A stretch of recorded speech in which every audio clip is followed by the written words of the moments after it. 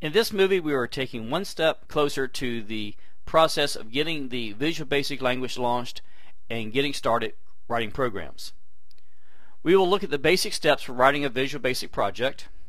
We will explore the files that make up a Visual Basic project, discuss briefly design time, runtime, and debug time, and look at error types such as syntax errors, runtime errors, and logic errors. And finally, we will look at the steps necessary to launch Visual Basic 2008. When writing a Visual Basic project, there are three basic steps that you want to keep in mind. You first want to design the user interface, which includes any controls needed for the user to interact with. You will then set up the properties for the controls.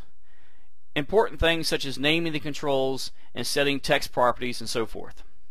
And finally, you begin to write code, which you will need to pay attention to the language's syntax rules. Syntax rules are rules that must be followed, such as the spelling and punctuation and using of special symbols and certain key words. When you have a Visual Basic application, you will notice that there will be many files that make up even one simple Visual Basic application. The one file that you will want to interact with is called the solution file. You will recognize this because it will have the .sln extension. You will want to avoid opening all other files that are automatically created with each solution. You will want to open and close the solution file only. The executable file is the file that the end user will ultimately run or executes. And much later in this tutorial, we will talk about how to deploy an executable file so the user can run with it. And also will show you exactly where the executable file gets generated. When you're working in the Visual Basic environment, you will want to recognize there are various modes that you will be in. The easy way to determine what mode you're in is to look at the top of the screen while running Visual Basic. It will say either design time, run time, or break time. Design time is when you are designing the user interface and writing code.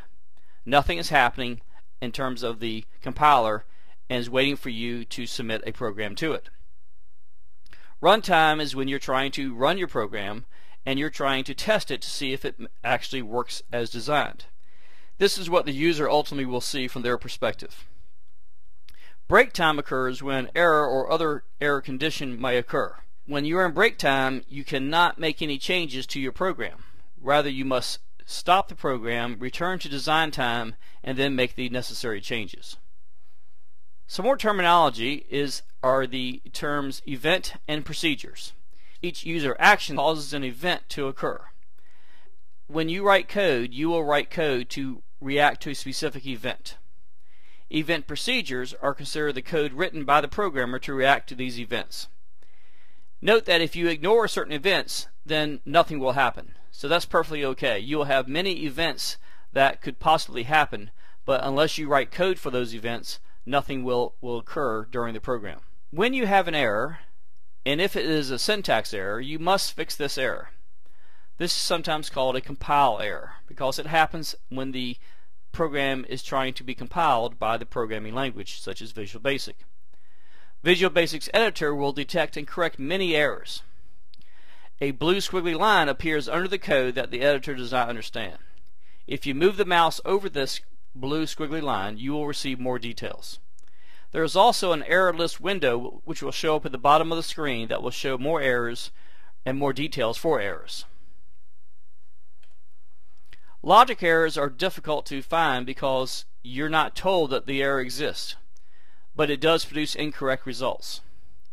Logic errors are easy to overlook because you may assume that the calculations or the other desired output is correct unless you use good test data to check your results.